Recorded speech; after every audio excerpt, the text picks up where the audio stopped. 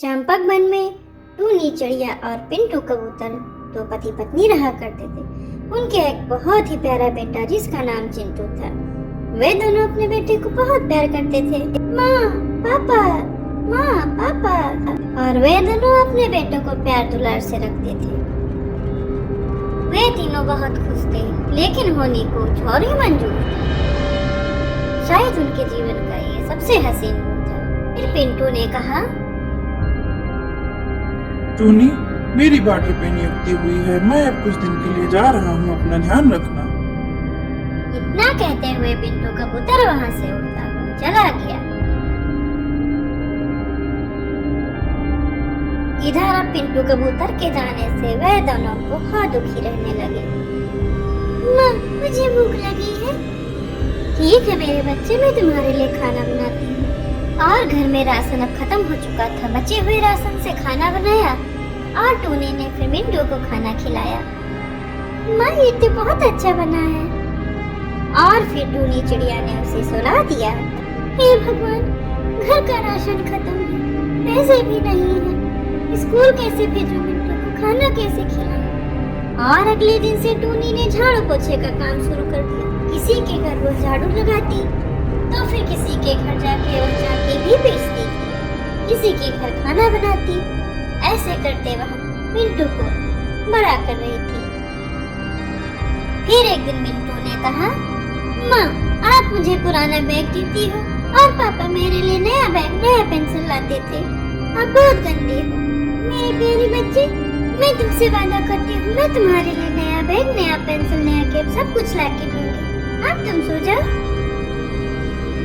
हे भगवान, मैंने मिंटू से वादा तो कर लिया, लेकिन मैं अब कहाँ से लाऊंगी, मेरे पास तो पैसे नहीं है। फिर वह सेठ के पास गई। सेठ जी, मुझे कुछ पैसे चाहिए। पैसे चाहिए तो तुम्हें मेरे साथ रात बितानी होगी। ऐसा सुनते ही टूनी के होश उड़ गए और वह वहाँ से उड़ते हुए चली गई और अपनी सहेलियों के पास गई। सखियों, मुझे कुछ पैसे चाहिए, क्या तुम मेरी मदद करोगी? सहेलियों ने उत्तर देते हुए, अरे तेरी लौटाने की औकात नहीं है तो तुझे हम पैसे क्यों दें? क्यों पैसे दे? नहीं देंगे। और अब टूनी वहाँ से उड़ते हुए कालू कौवे के माँ के पास गई और मालकिन, क्या मुझे कुछ पैसे दोगी आप? मुझे मेरे बच्चे के लिए सामान खरीदना है। एक टूनी, मैं तुझे पैसे तो नहीं दे सकती, लेकिन अगर तू मेरे खेतों पे काम करेगी तो मैं तुझके एवज काफी पैसे दूंगी, जिससे तेरी गुजर बसर हो जाएगी। इतना सुनकर टूनी बहुत खुश हुई और उसने हाँ कर दी।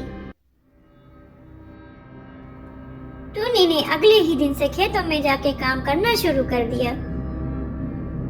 वो बहुत मन लगा के काम कर रही थी। टूनी, तुमने बहुत अच्छा काम किया, ये लो तुम्हारे पैसे। टूनी उन पैसों को लेके काफी खुश हुई और उसने मिंटू के लिए वो सारा सामान लाई जो मिंटू ने जिद की थी। माँ, आप बहुत अच्छी हैं, आप मेरे लिए बैग, पेंसिल, कैप सब ले आई, मेरी प्यारी माँ। और मिंटू की खुशी को देखकर टूनी की खुशी का ठिकाना नहीं रहा।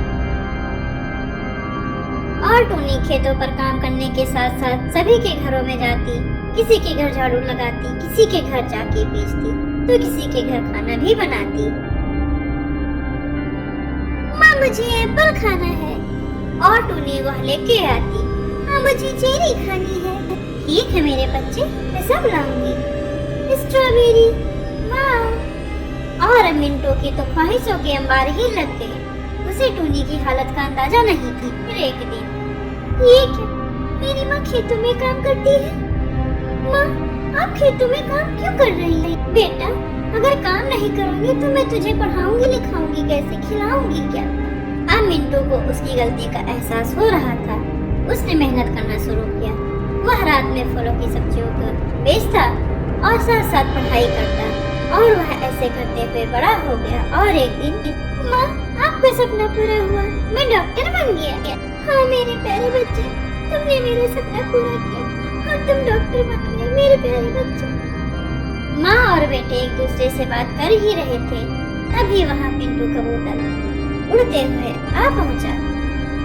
माँ, पापा आ गए। माँ, टूनी, मिंटू, तुम सबसे मिलके बहुत अच्छा लगा। टूनी ने कहा, आप इतने दिन तक कहाँ थे? क्या बताऊं भगवान, मुझे बॉर्डर पर आतंकियों ने कैद कर लिया था। मैं बड़ी मुश्किल से उनके कैद से छूट के आया। इतना कहते हुए वे तीनों रो पड़े और फिर खुशी से एक दूसरे को गले लगाया और अब सब साथ खुशी खुशी से रहने लगे।